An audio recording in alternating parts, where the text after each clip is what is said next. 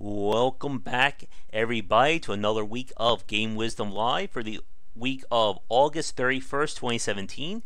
Joining me once again now with his actual camera up, please welcome streamer Robert Leach. Hey, how's it going? Hey, El Gordo. We can actually see you again, Rob. Yep, you can see me in all my closeted glory here. Well, I'm in my little office slash side bedroom, so we're both, I guess, in the lo-fi department here. If you notice behind me, the sign is back up, although I am not sure how long that E is going to stay up there, so it may go to like Game Wisdom Live any second now. We'll see what happens. But it has been another interesting week here. We are approaching, I think we did go over 2250 in terms of subscribers on the Game Wisdom YouTube channel, which is nice. Thank you so much for coming on. No new Patreon, sadly, and tonight is the last night to get in before September 1st. If you have any suggestions for goals or things to offer, again, as I always say, be sure to let me know, because anything would certainly help to try and raise that momentum going. We have the Saturday Night Grab Bag still going strong, although I'm not sure if any of the Patreons will vote on it, so I may have to keep doing the executive decision until we get some more donations. But if you missed the news, I'm kind of working a temp job today and tomorrow, and then again Wednesday and Friday of next week. So I'm going to be a little bit tired on those days. But in 2 weeks, on September 12th, there we go, on that Tuesday, I'm going to be giving my first presentation of the fall season. So I am definitely excited about that, and can't wait to get back to public speaking. I know last time El Gordo suggested I should mix some vodka in with my water bottle to help with the nerves, but I think I've got it under control, so fingers crossed nothing happens then. Let me just raise you up too, Rob. There you go. So, also, I put in again for that Twitter verification badge, thinking that, all the cool kids have. And who knows what's going to happen? I know they require, like, your blood and DNA, I think, in order to prove you are who you say you are.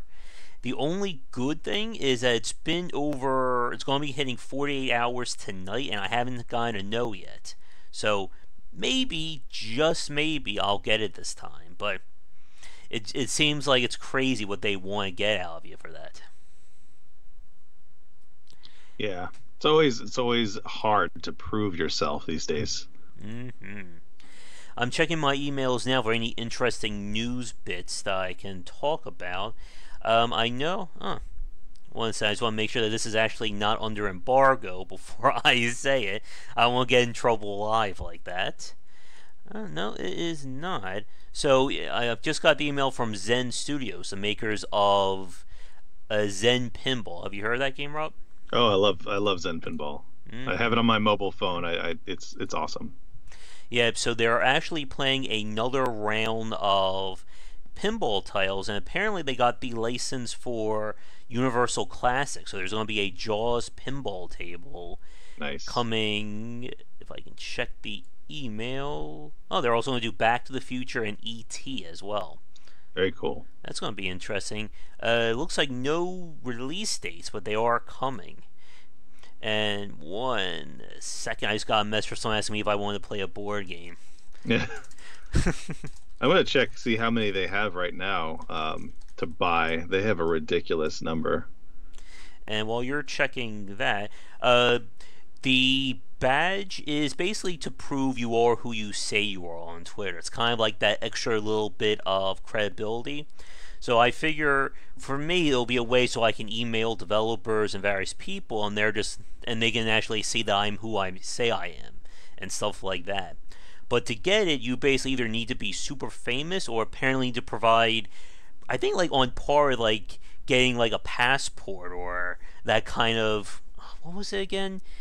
Was it jury duty or one of those things where you have like different points, like things are worth different points of verification, like your driver's license is worth 3 points, a school badge is worth 1 point, you must show like at least 5 points of verification. I don't know if any other state has that, but I know especially New Jersey, I forget what that is for though. I just remember having to It's why I keep my old Philadelphia University campus badge as an emergency point of verification. Were you able to look it up, Rob? Yeah, I got it. It's kind of crazy. So it actually does have the coming soon of those three you mentioned. But in terms of their originals, they have 15. And then for Marvel, Oh they have God. 23 different tables. For Star Wars, they have 14. Aliens versus Pinball, they have three. That's one of the ones I own. Like Fox Animation, they have three. South Park, they have two. Bethesda, they have three. Oh, And then, yeah, they have a Portal and a Walking Dead. oh yeah. And they've been doing really well for themselves. That's basically all the tables are completely original. Like you will never see any of Zen's pinball tables like in like a physical location, Oh, which it's is not possible. exactly. So it's a pretty much like the complete opposite of the pinball arcade from Foresight Studios, and them just basically digitizing classic tables. Hmm. It's very interesting because they both use their own physics engine for how the ball physics, and how things operate. So you can pretty much get into a big argument with people about which physics you prefer. Oh, I already have. I have like one of my friends is a big pinball guy, and he just despises the fact that I even have this on my phone. Oh, Yeah. yeah. I think for me, I do like the pinball arcade, but it almost feels like apples and oranges in terms of how they feel.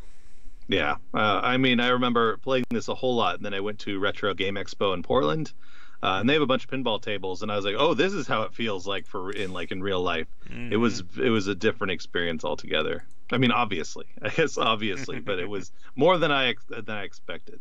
Mm-hmm. And I'm curious if I'll ever get a chance to play real pinball again, if I can use all the tips and stuff I've learned from playing the pinball arcade in real setting, like being able to shoot the ball over from one flipper to the other, and all those crazy tactics you can see the pros do.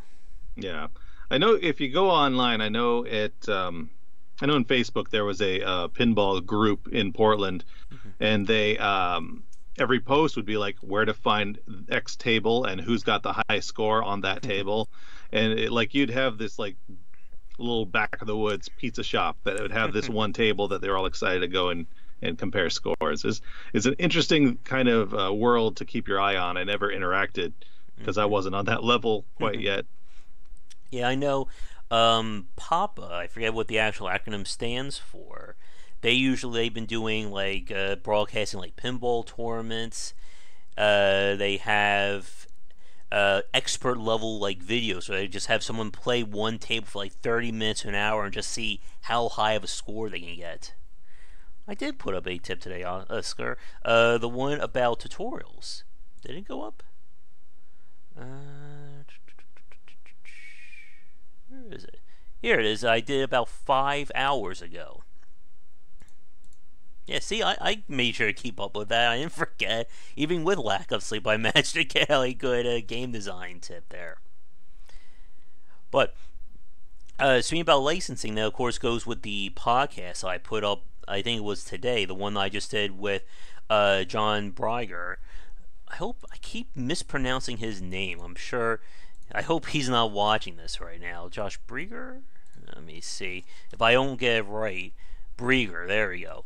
And we just talked about licensing games and the challenges of what it means to work with a licensed property. I thought that Oh, was a really great cast, especially that kind of topic of being able to work with someone else's property. yeah, I have gotten to do that. I've had the fortune to be able to do that on several different occasions. Mm-hmm. Yeah, throughout my career. And it's definitely fascinating because, as he said, that it can scare off a lot of people. But he talked about, and he told me a few of his deals he's made, which he can't reveal yet, and some of them Hmm. are really high profile too. So sometimes you never know until you ask. And of course, having, as he said, do all the research and all the legwork in terms of information as what am I going to bring to your property, what am I going to Hmm. use your property for, really does go a long way for making these things work. Let's see. And speaking of which, I did start sending out the one sheet that I prepared regarding my presentations. Oh, cool. I worked with last Thursday, Josh, the other Josh, and I. We spent like 40 minutes cleaning up the one that I prepared, and I think it's ready enough, or at least at the level that I can send to like local libraries and stuff like that. And fingers crossed, it will get me a few more jobs. Yeah, for sure. That'd be. I mean, one would hope. One would hope. Yeah. And right now, as we're recording this, obviously it's August 31st. The school session for those of you on the younger side is about to start up again. For us, we are out of school, so we just keep going to our day jobs. Hmm. But for me, I'm kind of in a holding pattern right now. I mean, I have to wait for hearing from GDC sometime in mid-September, and when the library systems meet again in mid-September to see if they're interested in having me in a second system. So I hate being in that waiting period, but unfortunately, when you're dealing with organizations that are like 2 to 3 months out each time, there's nothing you can do about it. Hmm. So before we get to, I guess, like news and games we've played, how are things going with you, Rob? Oh, very good. Very good. I mean, the days keep going by. I've got my own little closet studio. I finally have. Well, I don't finally have it. My camera. I'm using my laptop here, but I ordered a camera. It should be here in the next couple days. So I'm excited. Great. And how's your streaming been going? Good. I'm slowly, creeping up. I don't have nearly the audience that I would like to have, but it's creeping up. I been playing Torchlight 2, getting into that as a new game since I beat Titan Quest. And it looks like I'm going to be doing that 3 days this weekend, one would hope. Cool. I just finished playing through Dark Souls 1 earlier this week, and now I need to find a new pet project for the stream, or at least for regular streaming. Gwent just put out its latest patch, which completely upended like everything in terms of the meta up until this point. So now that everyone's trying to scrounge around to figure out the best builds, I've been starting to get back into it with my spy deck that I have. So I'm actually getting some actual wins going. The other night I got 5 wins in a row on stream, and El Gordo wasn't my jinx at that point, so that was good. Because usually when he watches is when I lose, and then when I play like late in the evening when no one's on, I win every time. So it's like, the tree falls in the woods. Is there someone around to hear it? Or if Yeah. if tree falls around, doesn't make a sound. Let's see. So I was thinking about, I know there was some interest in me playing through Dark Souls 2. The only problem is I don't have the super fancy edition with all the DLC and updates to it. So I was hoping to get something a little bit more of the Patreon to help fund it, but at least not at the moment here. But there's, of course, going back to Bloodborne. I wouldn't be opposed to playing again because I really enjoy that one. Yeah, I have not played that. Again, I need to catch up on, as I mentioned earlier, your Darkest Dungeon video, and then I can start catching up on some of the other games that I haven't really got a chance to play. I feel like Darkest Dungeon I might skip a little bit because there's a lot of, it is very monotonous, but at the same time, it's just super technical and deep. I feel Yeah. like there's a lot to take in. Yeah, and if that's when I was still keeping them like, and with the Dark Souls one, I try to break things up into like 40-minute to an hour long blocks. With the Darkest Dungeon, I was still doing the 2 to 2.5 hour blocks of streams. Yeah. Oh my goodness! If I try to break Darkest Dungeon up into like 30-minute plays, that Let's Play will be like 80, 90 parts. I can just imagine, especially during the end parts when I was waiting for the Crimson Court to wrap up, and that was just me just going on regular missions and trying to keep everybody alive. Yeah. Lord was asking, will you try the Surge again? I don't know. I mean, I guess we could. The Surge, do you know what the Surge is, Rob? I have to look it up. I know I've heard of it. That is the game from... Oh, man, I keep forgetting their names. It was like from this developer who kind of made a Souls-like on their own. And this was supposed to be like a futuristic take Deck on... 13. Yeah, exactly. And so I played it when it first came out, and I got my butt handed to me. I mean, that was just painful. It plays like a Souls-like, but completely different sense of pacing to it. And oh my god, I think I spent like 2.5 hours trying to beat the final boss of that.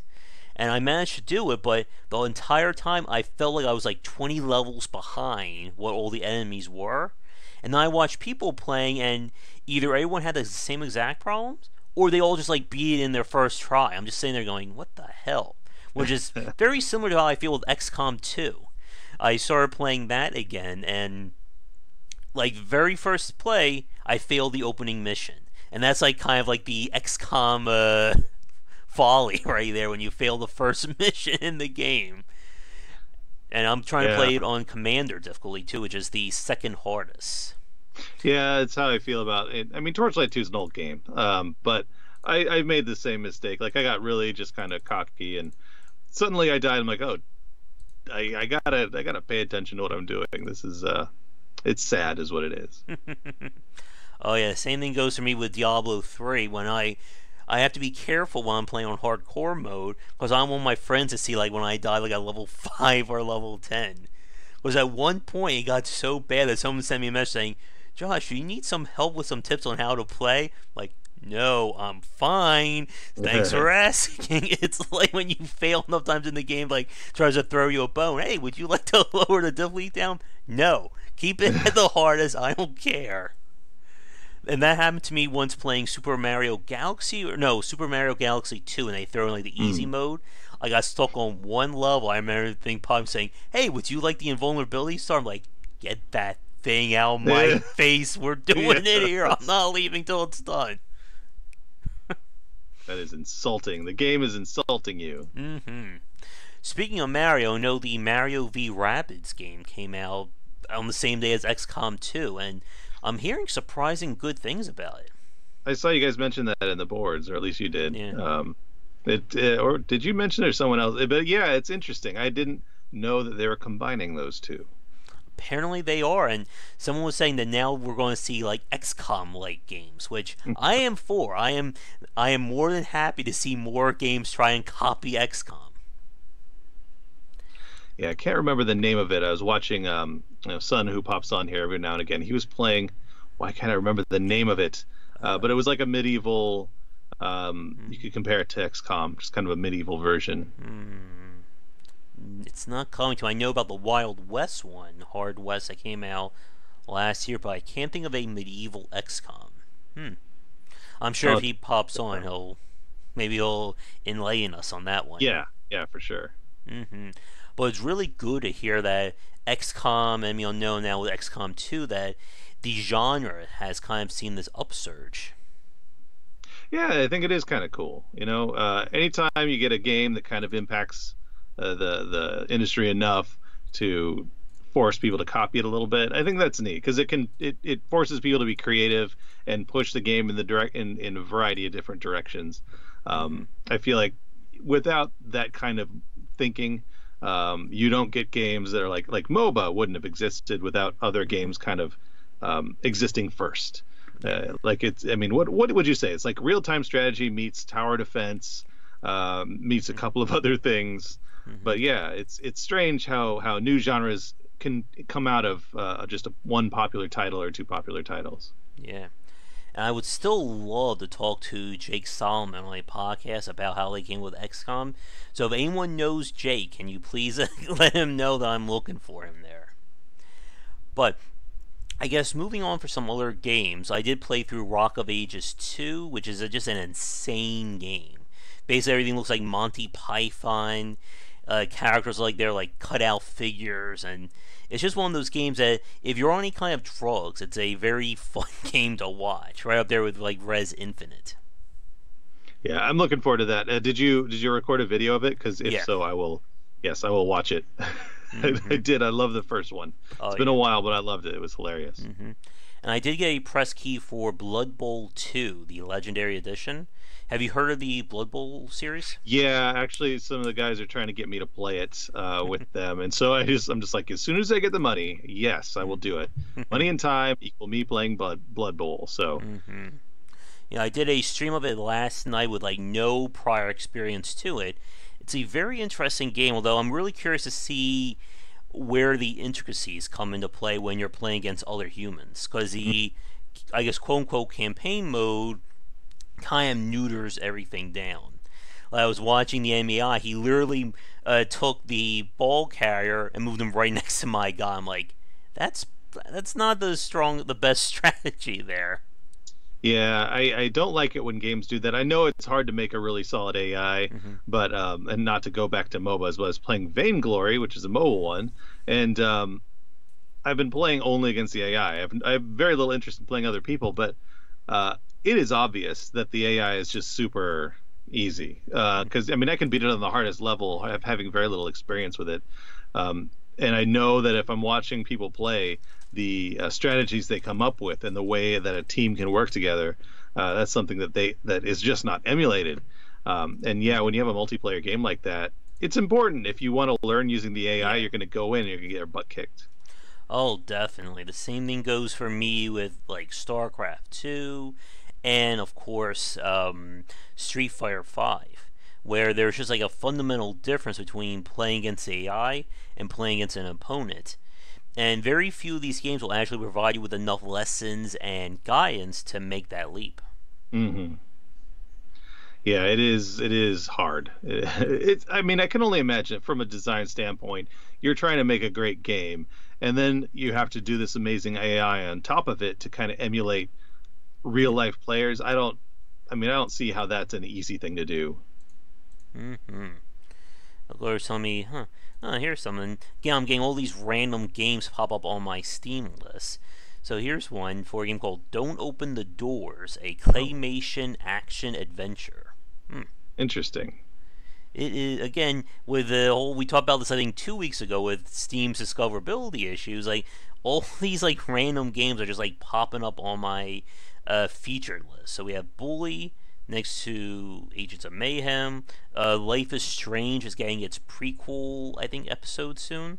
Did you ever Hmm. play Life is Strange? No, I didn't. Mm-hmm. Yeah, I never. Probably not too surprising. I played like the first episode and it was interesting, but it didn't really hook me all that much. So here's that four last things. Oh man, yeah, it really isn't like that Monty Python style there. Huh. How long has it been out? Oh, it came out this year too. Hmm.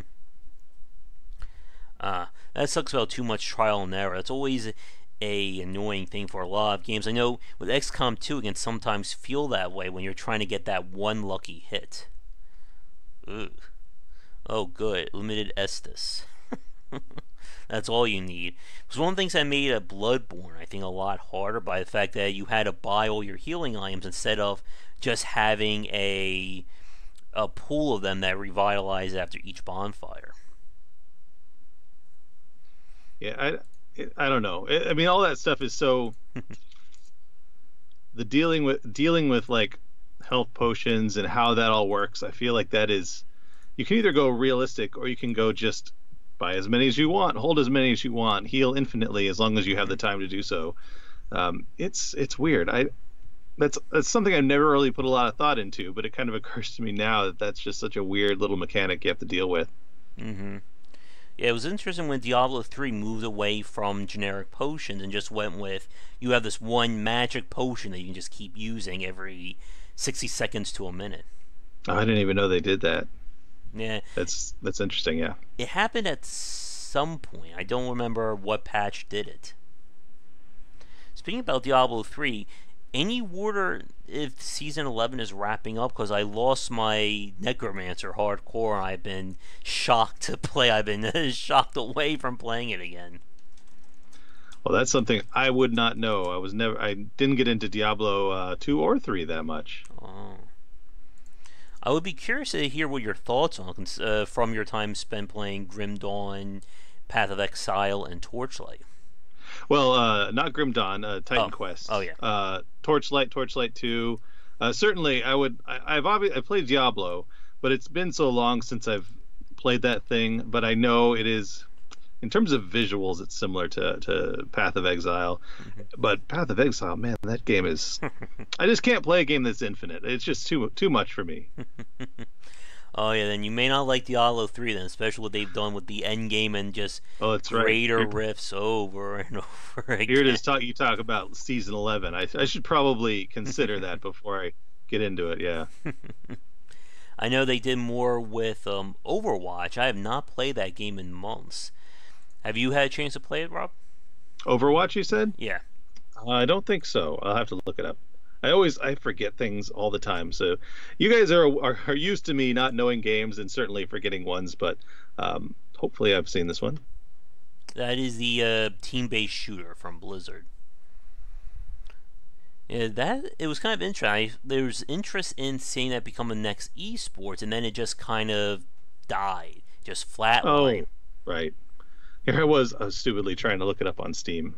I keep forgetting that they don't play well for some weird reason. That the Blizzard wants nothing to do with Steam, and neither does oh, I can't remember their name. Riot. hmm Yeah, that will definitely be interesting if they ever put League of Legends on the same platform as Dota 2. Hmm. Oh goodness. Speaking about Valve and Steam, did you hear the news about they released the script for Half-Life 3? I think it was like No. earlier this week. Yeah, Oh my the God. planned script for Half-Life 3. So they're basically trying to finally say we're not making Half-Life 3 anytime soon. Well, I mean, I thought it was Mhm. always implied, just in general. Let's see. Huh. The Amazing Internals. Did not hear that one. Oh wait, it's Half-Life 2 Episode 3, not Half-Life 3. Oh my goodness. Wait, so then that Yeah. means Half-Life 3 is still possible then. Oh goodness. We'll I need don't think so. to consult the signs, I guess. We'll see if we can do it right there. You'll know when hell starts to freeze over. Mhm. I mean, I guess the Cubs won. So, I mean, it's close. It's getting close to where it might be possible that they decide to pull the trigger on Half-Life 3. You never know. Yeah, Maybe they someday do. Valve will run out of money. I'm sure that will happen at some point in our lives. They might just have one Dota 2 tournament where they promise so much money and then nobody shows up. So, Or that mythical asteroid will someday hit Steam servers and knock it offline. yeah. Let's see. What was I about to say? Steam. Amazing. Oh, I was also hearing news about the latest game from Cliff Bleszinski. I got it right on my first try. Lawbreakers. That's from the guy who made Unreal Tournament, Unreal. He's in Gears of War too, of course. Right. Wow. I have not looked into that. I'm sure that will kill my computer, and also super competitive, high stakes first person shooting is up there with fighting games that I'm not that good at. Yeah. No, I hear that. Yeah, and that's we're saying that it's not on a good track, and that's very bad for multiplayer based games. Like we saw the same thing with oh no, Battle Forge was it? The MOBA game from Gearbox. Not Battle. It can't be Battle Forge, right? Let me see. Battleborn. There we go. Oh, right. Yeah, that one kind of like came and then it just again nosedive within like a month or so. Yeah. I mean, there was a MOBA I played years and years and years. God, it must have been 2009 or 10. What was it called? Dang it! Oh, I can't remember. Demigod. Yeah, It's on Steam now. I want to play that again. I It's have been that so too. long. I bought the original from Stardock. Oh my goodness! Yeah, Again, like right at the day of launch. yeah. I have a box sitting in here in the room somewhere with it in there. Yeah, me too. Tried to install it recently. It didn't go so well. Yeah, and that's what I'm thinking too about Lawbreakers. I heard some more news about Destiny 2. I think either El Gordo or someone was saying this in chat. They already announced like season pass plans and stuff like that. And oh, they also announced that there's going to be sort of like a spiritual sequel slash game standalone for Payday 2. It's from the company that kind of split off from Payday 2. They're Hmm. doing a World War II S game, kind of like Payday 2 meets You're fighting Nazis, I guess. Interesting. Let me see if I can get the name of it. They were promoting it pretty hard. I think you can get into the closed beta for it. Hell freezes over every winter. Nice. Let's see. What is it? Oh, here it is. The Raid is going to be Raid World War II is going to be the game, and it's done by this group of people who splintered off from Overkill, and then they decided to work on some heists and DLC for Payday 2. Interesting. Mm-hmm. Yeah, but getting back to like Lawbreakers and Battleborn, like we've seen a lot with these multiplayer focused games. Like if you don't get a big community right from the offset, it just becomes a sinking ship. Yeah, I mean, I remember all the companies that tried to jump in on the MMOs. Mm-hmm. Like, you know, I mean, World of Warcraft came out and everybody was there, EverQuest, World of Warcraft, and then everybody else thought that they could get in on it.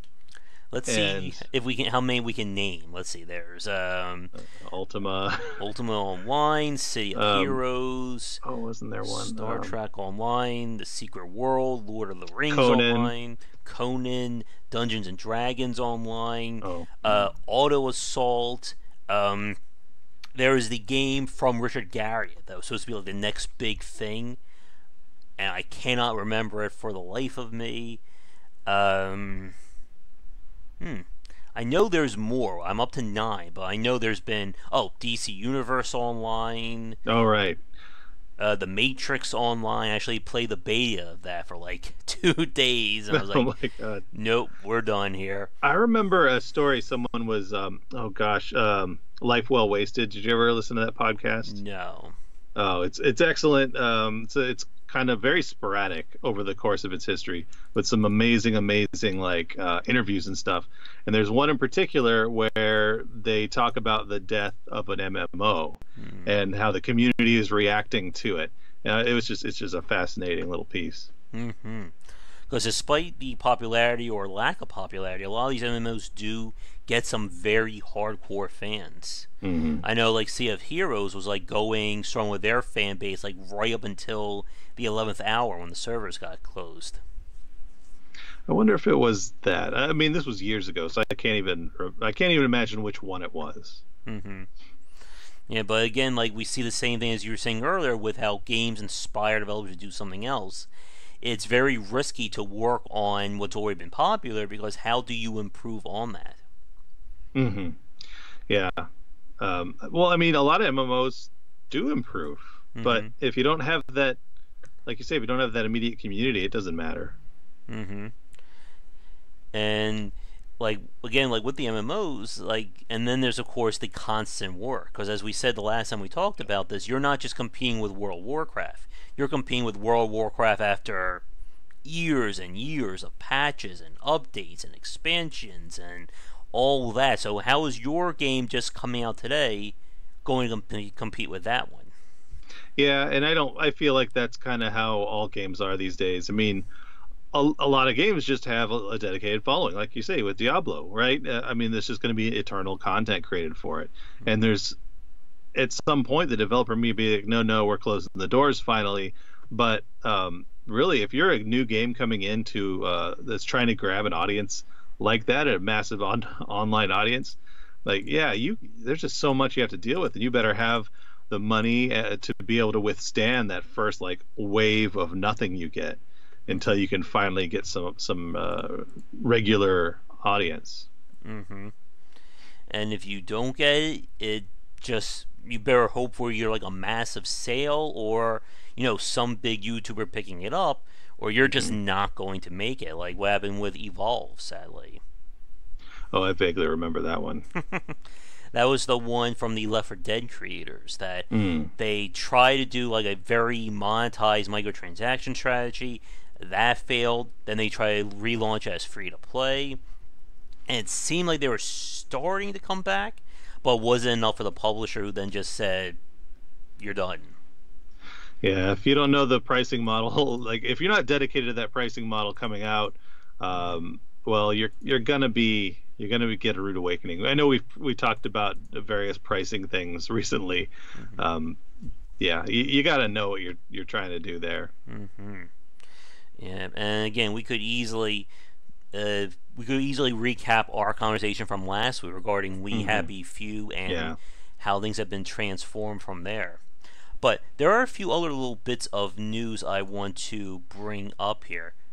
ESO. Elder Scrolls Online. Oh, yeah, that's another one. Oh, and here's one, Age of Empires Online. But that was more of a real time strategy meets MMO meets free to play meets something like that. You could always bring up Club Penguin if you wanted to as well. Mm-hmm. Speaking about Age of Empires, did you hear the announcement that they are making an Age of Empires 4? Oh, I did not. Yeah, they are. It's going to be done by Relic, the company of Heroes Warhammer developers. Hmm. So that's going to be very interesting to see. Because, I mean, I know a lot of old school strategy fans who are jumping for joy at being able to play more Age of Empires, but Yeah. it does kind of suck we're not getting it from Ensemble Studios. Although I've heard very mixed things. Did you ever play Age of Empires 3, Rob? No, I mean the Age of Empires. I kind of watched from a distance. That kind of strategy game has always been uh, just outside of my comfort zone. So I occasionally dabble in things similar to that, but yeah, I just like to watch other people be good at it. Yeah, Age of Empires 3 is, from what I've heard, which I was kind of surprised about, is considered one of the more polarized games in the series because it introduced this meta game of like you have this home city that is essentially your like a sub faction within each civilization, and you level that up, and that unlocks like new perks that you can play with in an online match. Hmm. But it kind of ran to, I think, a similar issue that happened with Command and Conquer, the fourth one, I think Tiberium Wars, I want to say, or Tiberium Alliance, Hmm. where you could only have like your best stuff if you leveled your faction up enough. But you were still playing against people with, leveled up cities or leveled up factions. So it kind of felt like you're being chopped down at the kneecaps before you even Yeah. start playing. Yeah, I mean, a lot of those, especially in the mobile sector and Facebook sector, that kind of go towards that end of things, Mm-hmm. they suffer from that same malady, probably times 10. Mm-hmm. Where I mean, you build your little team and get on like Clash of Clans, for example, Mm-hmm. and you basically can just get crushed by people um, pretty easily and quickly, and it's probably very frustrating. Yeah, especially when there's not much you can really do on your end about it. Hmm. I think it's also Yeah. why like the esports community has completely frowned on any kind of pay to win advantages or any kind of in-game forms of abstraction. Like I know with Injustice 2, competitive mode basically turns off all like the faction specific, or I'm sorry, the gear specific bonuses and things it enhances to a character. And Yeah. I don't know. I would love to see games try to embrace it. I think that's why I've kind of gravitated towards watching like people play Gwent competitively to see again like the variety of builds with CCGs. But again, I also know that a CCG is very different from a fighting game, where a fighting game is predominantly about player skill versus player skill, rather than Hmm. who's leveled up their character more, who's spent more money. Yeah. CCGs are another little. They're kind of a pet peeve of mine. I've always done that. Because I've played this stuff in board game form, I've always vastly preferred games that just kind of say, here, all the cards are in this box to go out and play. Um, I know Illuminati kind of started out as a CCG, but then just they decided to sell the whole thing, Race for the Galaxy. But that's a whole other track to go down. Mm-hmm. And also, a quick note for you folks watching this live right now. Let me know if the text is too small. Hey, If it son. is, I can zoom in on my little window here, make it a little bit bigger for you. But yeah, like with the CCG, it's the same thing that got me with Hearthstone. Like at this point, I don't think it's possible for a new player to really jump into Hearthstone because you have the base set, then you have every expansion adding in additional rules and additional cards. It's like you're showing up, like in your own little like rat rod or little like clunker car to like a professional speed race with people who spend like thousands of dollars on professionally modded cars. Yeah, no, I gotcha. And yeah, son, this is me. Could you remind me what the game you were playing last night is called? I totally forgot.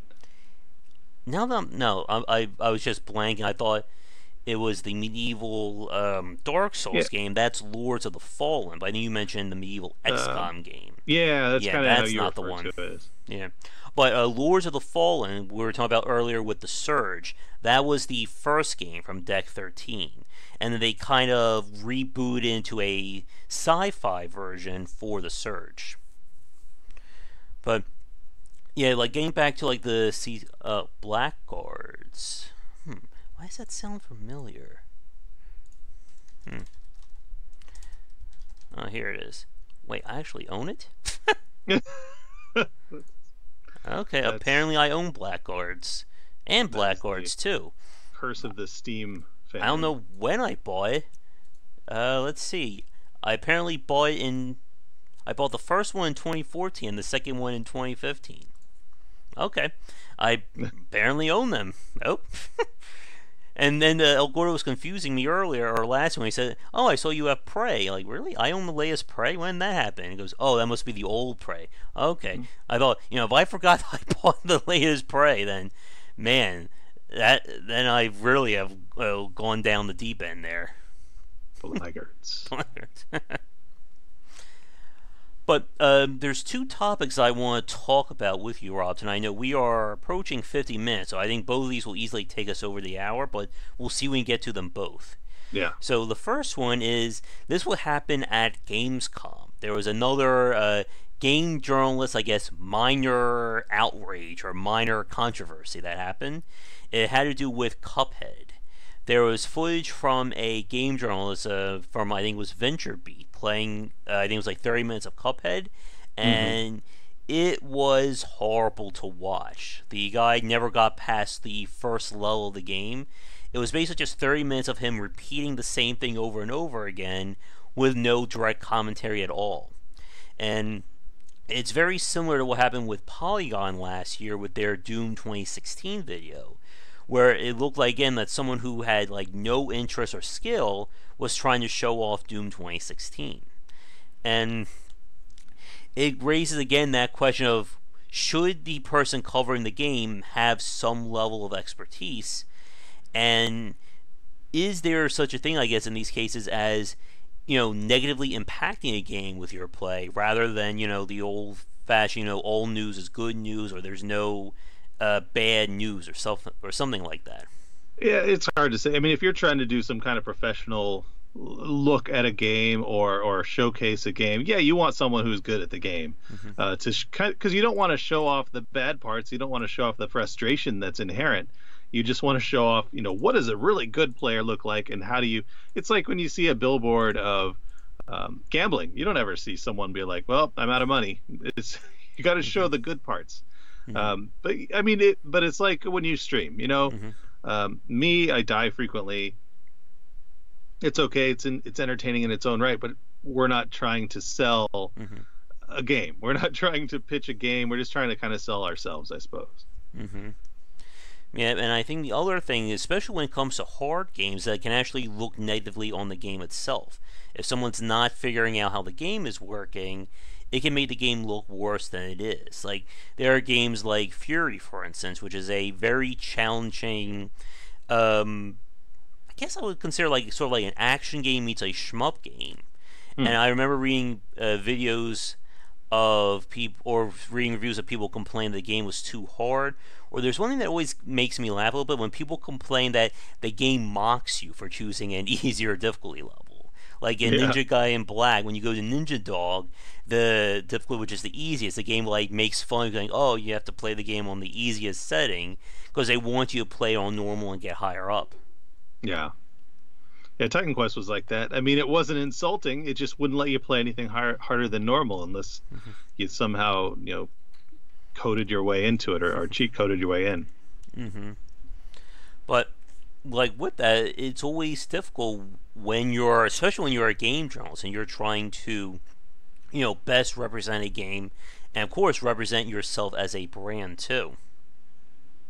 Yeah, yeah. When you're a game journalist, you kind of have to be good, or at least showcase your best showing of the game instead of just whatever. Um, Hmm. you have editing equipment, just use it. Hmm.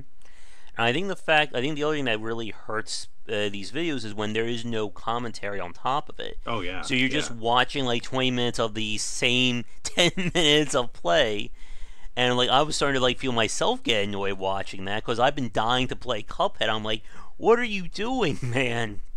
I was like, pass the control over here. Let me handle this. Let me Yeah. get through this level for you. I did watch some videos of Cuphead actually last night, oddly enough, and it seemed like the person, whomever I was watching, kind of knew their way. There was actually two people who were Yeah. playing at one time. Hmm.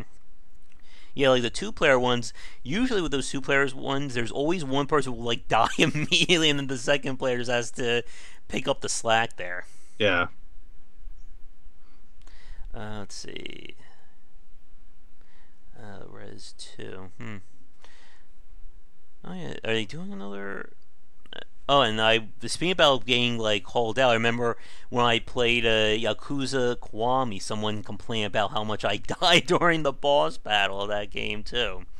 So I mean, it's very tricky when you're trying to balance skill. Like when I did the play of Blood Bowl, I said up front, I have never played this before, so don't bother, leaving comments below saying how much I suck, because you're talking to someone who's just literally picked this up for the first time. But it is very tricky, especially like going back to what we were saying earlier with games like Dark Souls and Bloodborne, where you do need a high level of skill to be able to show those games off. Yeah. Yeah, I mean, but if you, I don't know, because like having started as a tester, you become an expert in a game pretty quickly because you're putting hundreds of hours into Mm-hmm. the game. So you're going to be really good at it. Now, certainly amongst testers, there's its own skill level. I was never at the top of that skill level, but um, you ought to be able to find someone who can at least show you the ropes a little bit.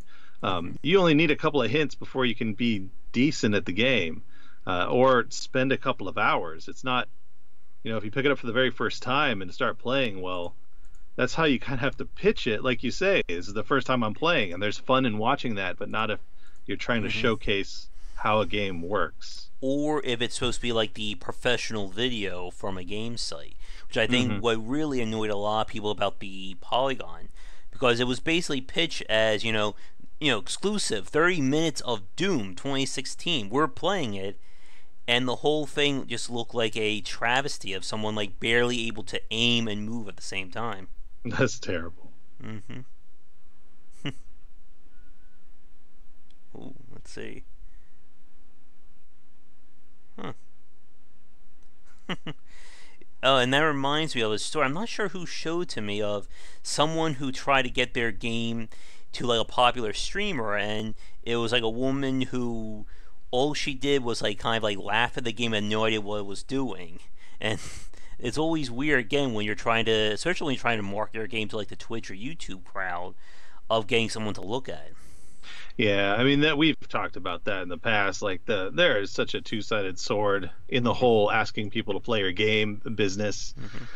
I have to catch up to this conversation you guys got going on. Mm-hmm.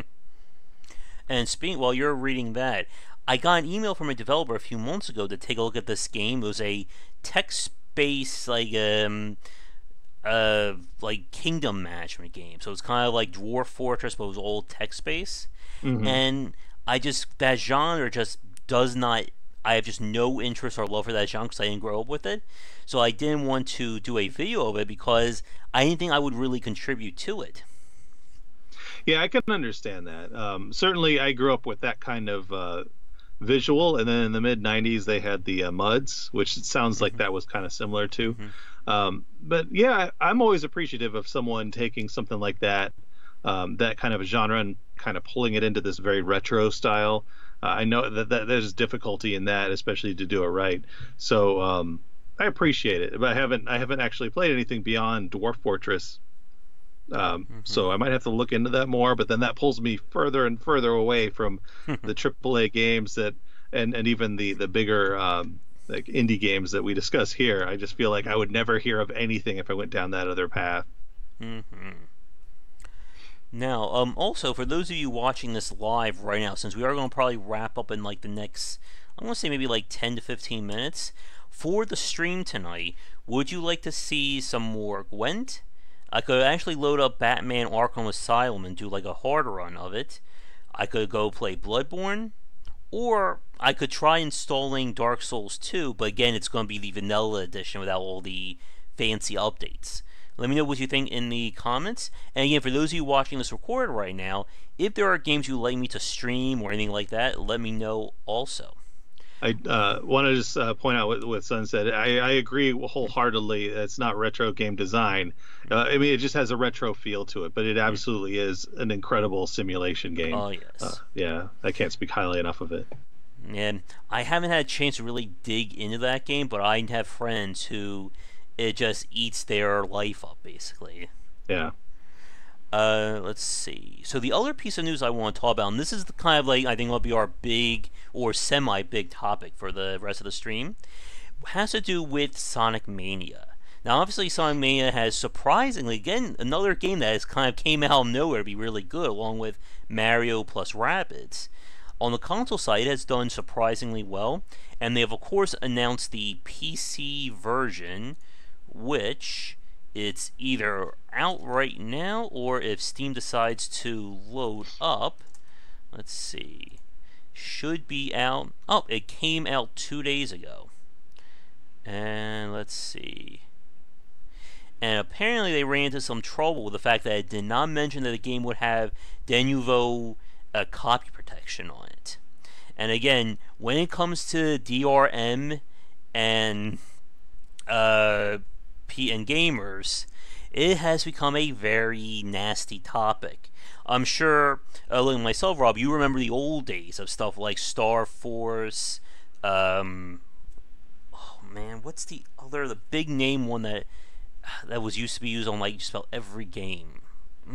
What was it? Oh, gotcha. I honestly don't remember the names of those. All I remember specifically was like the hard, like the hard copy stuff that you'd get in a package, like a little wheel that you'd have to spin. Like that was impossible to copy. Oh yeah. No, there's one older than Star Force, but I can't remember it off the top of my head. But there was a time when pretty much every piece of game being released had some form of DRM on it. Mm-hmm. And of course, this became very annoying, from keeping you from playing a game without the CD in there, to even some of the more strict ones supposedly breaking hard drives. I remember Penny Arcade made fun of, I think it was Myth or Myth 2, that the copy protection could like destroy a computer if you weren't careful. And even you may be aware of this, but Titan Force, the first game, they ran into some trouble with their own copy protection. They had a system on there that would slow the game down or affect the performance of it on pirated copies, and they thought this would be an effective copy protection or a anti-piracy tool. And instead, it actually hurt the game's sales because people were reporting this game the performance was lagging, it was failing, and they didn't get the word out that was their form of copy protection. Yeah. And then, of course, we had some weird ones where they were maybe, if you play a pirate copy, your guy would have like a little pirate hat on. Or I know one game, I forget which one it was, they actually made Batman Arkham Asylum. If you try to play the pirated version, they specifically altered a level so that it was unbeatable. And so anyone who complained that I can't make this jump, your game's busted, they go, no, that's a pirate copy. You're playing a stolen version of it. But thankfully, of course, things have changed, or at least changed for a lot of places with digital platforms, Steam, Origin, and so on, and of course sites like Sungren mentioned, GOG, that allow you to play games either without any form of copy protection, or the store itself acts as copy protection, but then that's the only real layer. But it's still very interesting to see developers still trying to fight piracy this way, at least in this day and age. So, with your background with publishing and the game industry, Rob, I want to get your thoughts on this. And why is copy protection still being looked at in this day and age with the rise of digital platforms? Or, in your opinion, too. Yeah, I mean, I have two very different thoughts, very conflicting opinions on this, from my days as a publisher to working for AAA companies. And that is, from a AAA standpoint, it's going to get pirated. It doesn't matter what you do; it's going to get pirated. Just kind of let that happen. You're going to have people buy your game. You're going to make your money.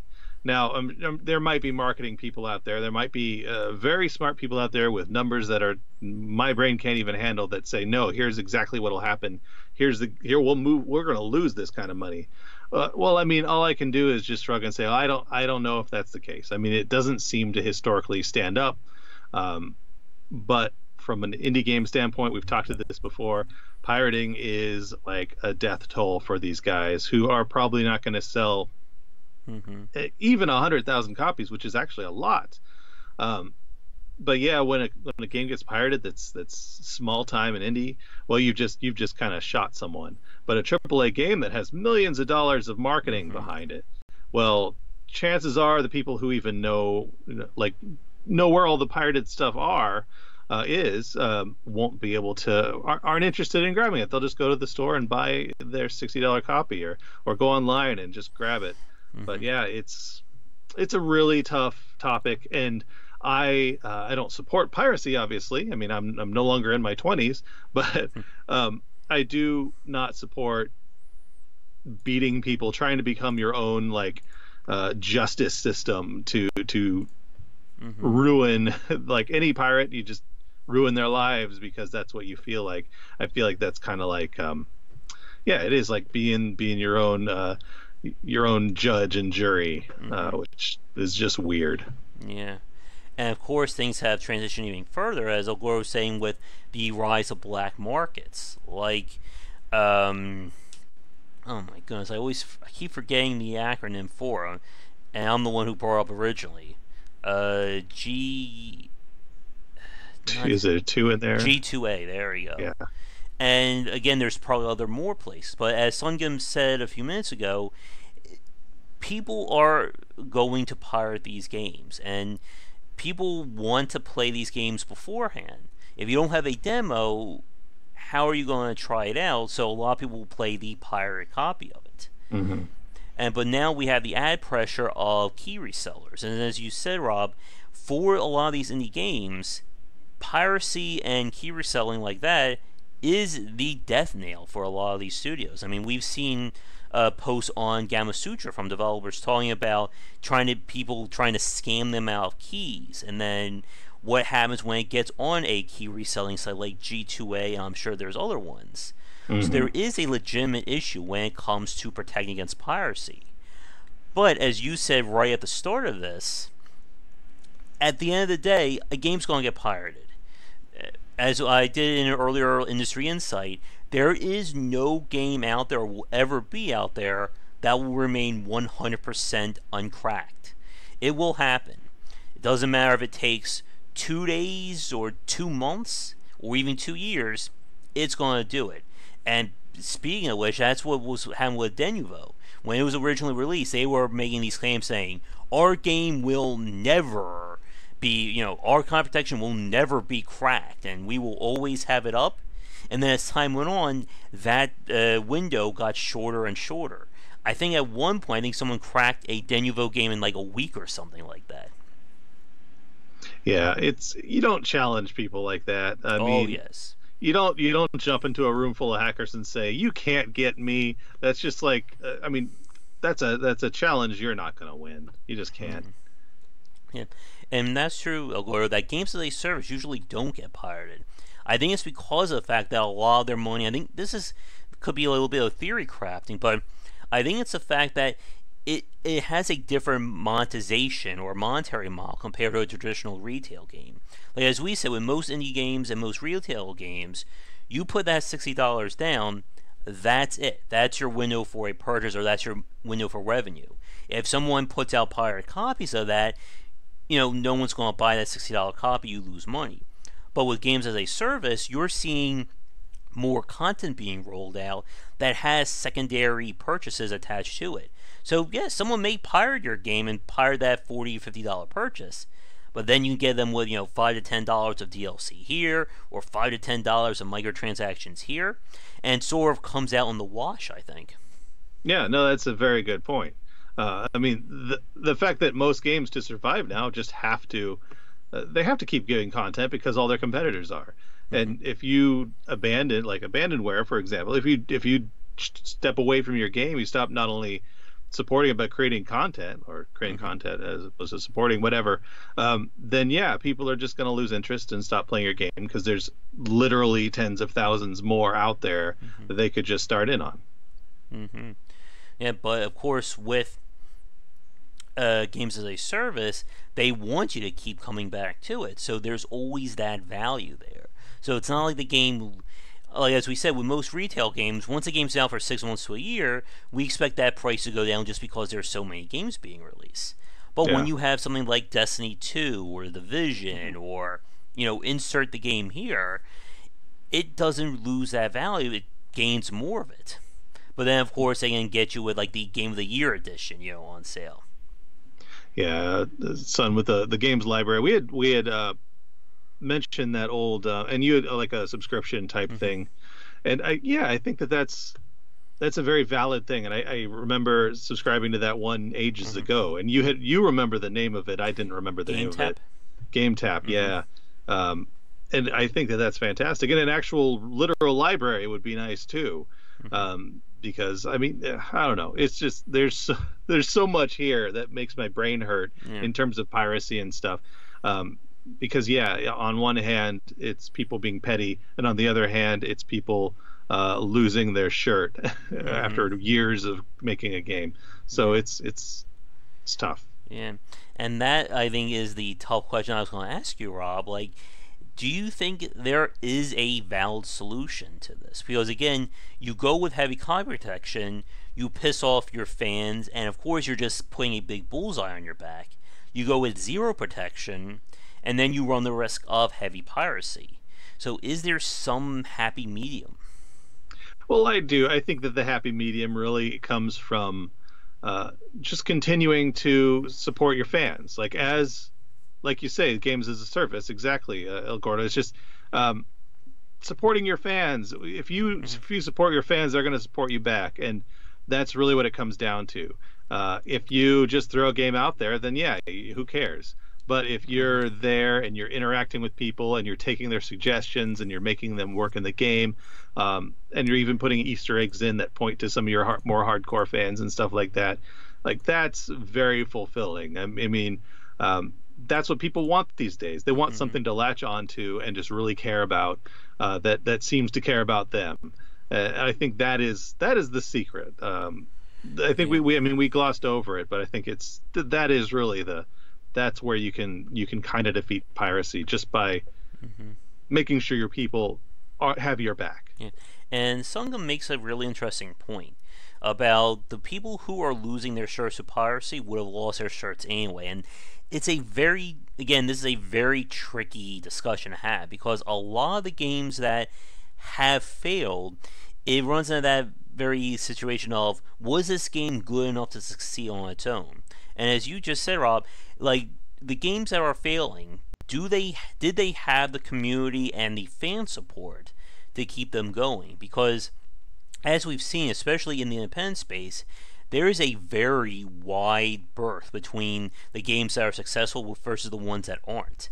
And again, I can go on Steam right now and just look at all manner of random indie games being released. Hmm. I'll give you an example. I won't name the name of the game, obviously, but on one of the Facebook groups I was looking at, this woman who designed a game, she put it out there and she was going, I have no idea why no one's buying this game. We spent like 2 to 3 years working on it, and I don't know what's happening. And then when I look it up, the Steam forum had like barely any interest in it. Her YouTube channel maybe had like 50 views per video, maybe like 40 subscribers. Hmm. And the whole thing, like, it looked amateurish, and it also looked like from the outside, it looked like one of those games that was destined to fail. And I think that's kind of the point that Sungam was making, that there are games out there that it looks like a self-fulfilling prophecy. A game that looks very low quality, that nothing looks exciting about it, that you think is going to fail, which because no one buys it because of that, the prophecy comes true. Yeah, it is. But I think that does go back to what I was saying, and it's as you said with the forums and with the support. If you're embracing your fans, like if you're going out there and making the friends Mm-hmm. and finding out what people like and getting your game out there early and making sure people have a lot of chances for feedback, and you grow your fan base or just friends. I mean, you just grow this alongside other people who are who are have similar interests. Like you are there, you are sowing the seeds. But and I was just on a sinking ship, just like what you mentioned, where you just kind of you can slowly just see things, and you Mm-hmm. know that you're not getting anybody, and you know it's kind of too late to start that seed sowing process. So you just the game can be great, it can be the most amazing thing in the world, but if nobody knows about it, Mm-hmm. it's doomed to fail. Exactly. And as I've said before, I'll probably say in my presentations coming up, a good game is not enough anymore to succeed because everybody's trying to make a good game. Yeah. So, what makes your game stand out? And a lot of that is um, the PR, the community outreach, being able to present yourself in front of people. I'll give you another example. When I was talking to Yacht Club Games like 2 or 3 months ago, we talked about how they had a friend who was trying to sell his latest game. He like went to the cons and stuff, and every time someone played his game and they were having trouble, he said, "No, no, you're doing it wrong. Let me show you how to do it." And they're just sitting there going, "Oh my God, this guy's gonna fail." And I had the same look on my face as they were describing that story. Hmm. And again, like there's a lot that goes into selling a game that a lot of first-time developers, even those who have come from major studios, don't tend to realize when you're no longer just a part of the company, when you are the heart and soul and face of that company. Yeah, and I think Sun brings up a good point with what he said with his stream. Mm-hmm. He got some people because he knew people, and he got Mm-hmm. interest, and they were friends and all that kind of stuff. And that's the opposite of my approach, which Mm-hmm. is just go ahead and do it. I don't care, honestly. I just want the experience, and I've enjoyed it. So it's like I'm fine. I know that I'm not going to succeed and make money, but that's it. But if someone's making a game for 2 years, yeah, you can't do it Mm-hmm. that way. You can't just say, well, I'm just going to try it and see what happens, Yeah. because if you have any hope of actually making a dime, you can't do it that way. Mm-hmm. And again, and that's one of the big things about the game industry is so much full of this kind of risk. Like you can start a game idea, and by the 2 to 3 year period, however long it takes, that game could no longer be popular, or 40, 50 developers have put out games similar to yours in that same span of time. Yeah. And how is your game going to stand out? And there is cause, or there is debate about, instead of focusing on little tiny projects that aren't going to do well, try to do something that no one else has done or really go all out. But then of course you run the risk of overcommitting to a specific project. Like when I spoke with Chris Barassa and Tyler Sigmund of Red Hook Games, they talked about they really wanted to make the Darkest Dungeon, but at the same time they did research and they did community building and they did all this kind of work to make sure that the game, that they had something that people wanted. They didn't just show up on Kickstarter one day out of the blue saying, "Here's Darkest Dungeon, give us," I forget how much money they asked for. They easily spent at least a year preparing for that Kickstarter. Yeah, yeah. I mean, that's absolutely right. You have to do it that way. Mm-hmm. When I talk about the only real success that we had, actually, you can talk about both games, Mm-hmm. but Reassembly, when it came out, like Arthur, the developer, he really had done like for a year, just been in the community that really likes that kind of game, Mm-hmm. who loved another game that was just kind of being abandoned. So he got their interest. He listened to what they had to say and all that stuff. And the next game, Zavix Tower, he kind of stepped into it, which is to say, Mm-hmm. he put his game out as free to play, got a whole bunch of people interested, and then realized he needed to sell it. Mm-hmm. And he didn't want to, but he realized that was the only way to make money. But he already happened to have this audience of thousands to support him, who were interested in the game by that point. Mm-hmm. So that was an interesting way he kind of stumbled into to do it. But then the third thing is just making a game. It's your love, it's your Mm-hmm. passion, and I think that is great. I feel like you have to Yeah. make a game that you like. to succeed. Personally, I know there's a lot of back and forth on that particular topic, but I really believe that that's the case. But at the same time, if you want to make money on it, you have to bring other people into it. Yeah. And that I think is the big point because, as we said, video games are both art and product at the same time. And for a lot of developers, they tend to only see things from the art point of view. And then they're surprised, well, why am my game making any money? Well, did you do any outreach? Did you try and market this game? There are still plenty of developers who view any kind of PR or marketing work as, it's evil or you're selling out or stuff like that. But it's very tough these days to try and get your game out there. And I'm sure as you're aware of, and for a lot of people watching this, for many independent studios, your first game is basically do or die for your company. Especially if you commit to like a 2 to 3+ year development cycle. If that game doesn't sell well at the end of it, what other money do you have coming in? Well, that goes to the other point, though, is if you just want to make a game and you don't really care about selling, then you just keep making games and eventually you're going to slowly build an audience. But if you're trying to make a games company right off the bat, yes, you have to make sure it hits or else you're out of business. Yeah. And that's why the other side of things, as we've heard before, is the strategy of failing small. If you're going to try and do something completely unproven, untested, don't dedicate 5 years of development to it. Try to get something out to see if there's even interest in it. And even if the game just sells okay, maybe there's a kernel in there that you can expand on further. It's why iteration is such a very big part of game development. Mm-hmm. Yeah. But let me see here. I know we have definitely gone over our hour window. So, and again, when it comes to piracy and talking about it, it's not something we're going to solve, in one play. We can. Yeah. I think adrenaline, real quickly. I think he you make a good point. You'll play pirated games to try it, and most people will actually buy it. But yeah, I do think that you can shoot yourself in the foot if you aren't fully involved with keeping those people. Yeah. Yeah, and Arkin is a very interesting point. As Sungam said, I spoke with Chris Park several times in the past, and they had to transition into failing small as a development strategy because they went all in with a Value Without Win 1, and it completely bombed for them. And Chris has told me he's made posts about this several times, saying that if AI Wars didn't sell as well as it did, that company will have gone under many times before. And when they switch over to doing this more like experimental style, they're still giving you a complete game. It's just a very, very small, compact version of it. It then gives them the freedom to say, do enough people like this to make more content? Yes, well, let's make it. No, we move on to the next game. Mm-hmm. But yeah, I really hope to see, let's see.